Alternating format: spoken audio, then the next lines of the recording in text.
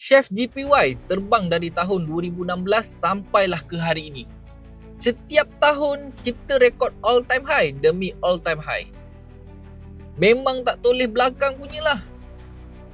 Inilah Swiss franc versus Japan yen yang kini menjadi tumpuan besar trader. Orang cakap trade pair ni ibarat saham. Set and forget. Betul ke? Apa yang menyebabkan kenaikan ni yang seolah-olah tak nak berhenti ni? Hari ni kita akan selami sebab sebenar di sebalik kenaikan luar biasa ni.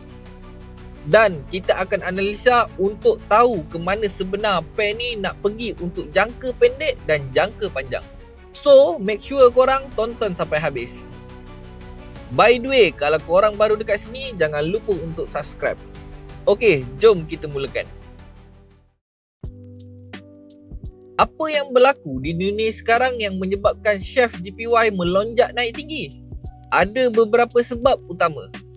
Pertama, Swiss franc sebagai safe haven dan permintaan keselamatan meningkat. Dalam pasaran yang penuh ketidakpastian besar, pelabur sering beralih kepada mata wang safe haven termasuklah Swiss franc. Kerana kestabilan politik dan ekonomi Switzerland, Chef sering dipandang sebagai pilihan utama selain yen. Kedua, ketidakpastian global dan persekitaran risk off. Bila data ekonomi mengejut, pasaran saham jatuh atau ketegangan geopolitik muncul, pelabur cenderung mencari keselamatan di mata wang yang stabil seperti Chef dan yen. Tapi dalam trend terkini, Chef menunjukkan prestasi lebih kuat berbanding yen.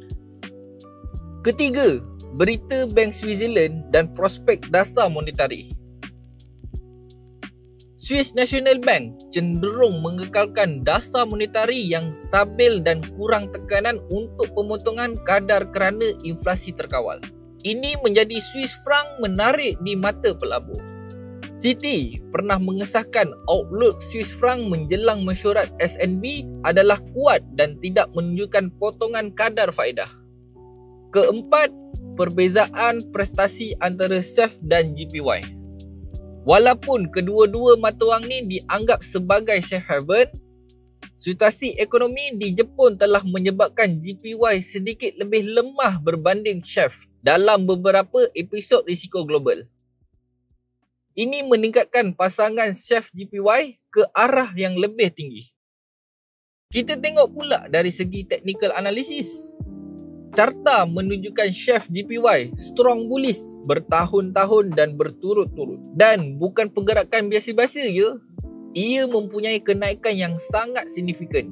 Ada dua key level yang kita harus pantau untuk ketahui pergerakan arah market, iaitu di 196.197 dan 192.405.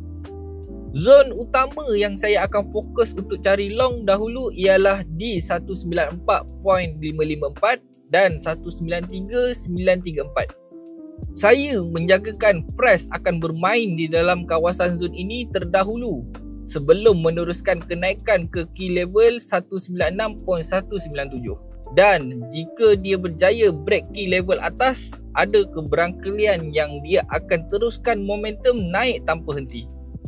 Kalau dari segi bearish pula, kalau price berjaya break zone yang kita lukis ni, ada keberangkalian dia akan turun ke key level 192.405.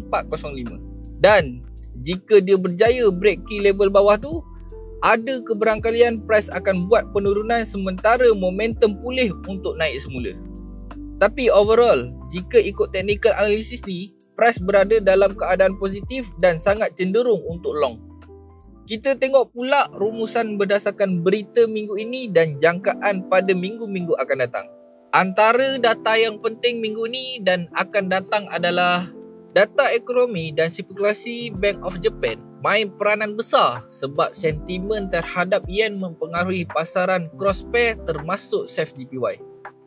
Seterusnya, berita risiko global atau risk off episode sebab trend safe haven sering muncul bersama tekanan pada pasaran equity. Mesyuarat SNB dan keputusan bank pusat juga sangat penting kerana outlook dasar monetari Switzerland memberi sokongan kepada Swiss franc. Memandangkan Chef JPY sering terpengaruh dengan aliran modal global, berita mengenai inflasi US dan dasar Fed boleh memberi impak besar kepada pair ini. Chef JPY masih dalam bias kenaikan walaupun ada sesi retrace yang kecil. Pair ni bukan sekadar pasangan normal. Ini adalah barometer safe haven global. Dengan Swiss franc memimpin sebagai pilihan stabil berbanding yen, kenaikan ni bukan kebetulan. So, berdasarkan data-data ni, saya dapat merasakan price akan kekal positif buat tahun ni. Semua bergantung pada Bank of Japan dan Swiss National Bank. Apa yang saya cari ialah long di kawasan yang saya lukis. Ini pendapat saya lah untuk market Chef JPY sekarang. Pendapat korang pula macam mana? Korang boleh komen dekat bawah. Harapnya video ini boleh bagi korang lebih jelas tentang situasi market semasa.